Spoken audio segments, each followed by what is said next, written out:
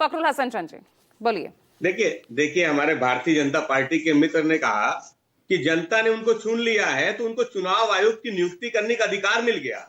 जनता ने आपको सरकार के लिए चुना था, आपको इसके लिए नहीं चुना है कि चुनाव आयुक्तों की नियुक्ति आप कर दीजिए, अपने पॉकेट के आदमी को बना दीजिए और फिर सब चुनाव अपने तरह से लड़ते रहिए।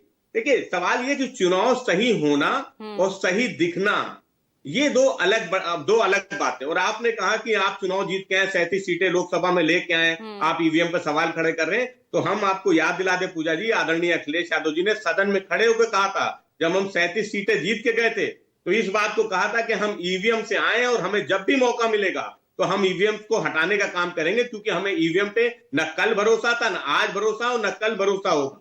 देखिए सवाल इस बात का है कि आखिर चुनाव आयोग है कौन, चुनाव आयोग के लिए काम कौन कर रहा है। उत्तर प्रदेश में तो वही अधिकारी कर रहे काम जो रोज अन्याय करते हैं जनता के साथ, जो रोज भारतीय जनता पार्टी के साथ खड़े हुए नजर आते हैं, आज वही एफआईआर करा रहे हैं। तो आप सोचिए कि हम किस पे भरोसा करें, चुनाव आयोग पे भरोसा करें जिसकी नियुक्ति जैसा कि भारतीय जनता पार्टी के प्रवक्ता करे थे बीएलएस तो मैदान में है ना, आपने अपने पीडीए प्रहरियों को तैनात तो कर दिया है, फिर आपको किस बात का डर है?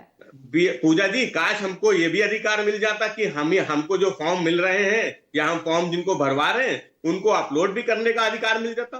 क्या पता ये बाद में क्या करेंगे, किसका नाम काट देंगे, कितने वोटर्स को हटा देंगे, क्या उसका अधिकार हमारे पास है? हमारे पास अधिकार तो बीएलओ के साथ बैठ के काम करने का है। उस काम को समाजवादी पार्टी का पीडीए प्रहरी कर रहा है, लेकिन हमें ना चुनाव आयोग पे भरोसा है, ना भारतीय जनता पार्टी की उत्तर प्रदेश की मशीनरी पर भरोसा है, जो डंडे के दम पे, बंदूक के दम पे कुंदरी में, रामपुर में चुनाव के वोटर्स को रोकती नजर आई, बंदूक के दम पे, डंडे के दम पे, प्रशासनिक व्यवस्था के दम पे। और हमारे भाजपा के प्रवक्ता भी आपके सामने कह ही रहे थे, जनता ने हमें जनादेश दिया है तो चुनाव आयोग तो हम अपने पॉकेट का ही चुनेंगे साहब, उसी का चुनेंगे जो जय जयकार। पहले भी कौन सी व्यवस्था थी, इससे बताइए ना, इससे पहले भी कोई व्यवस्था थी क्या? पूजा जी 2009 का लोकसभा चुनाव जब भारतीय जनता पार्टी हारी तो एलके आडवाणी जी ने प्रेस कॉन्फ्रेंस करके कहा था कि हमें ईवीएम पे भरोसा नहीं है, और एक मौजूदा भारतीय उस वक्त वो हार रहे थे ना, विपक्ष में थे, इसलिए उनका सवाल था। अब आप विपक्ष में हैं, इसलिए आपके भी सवाल। आज जीवीएल नरसिम्हा राव जो आज इनके भारतीय जनता पार्टी के सांसद हैं, तब तो उन्हीं ने ईवीएम पे किताब लिख दी थी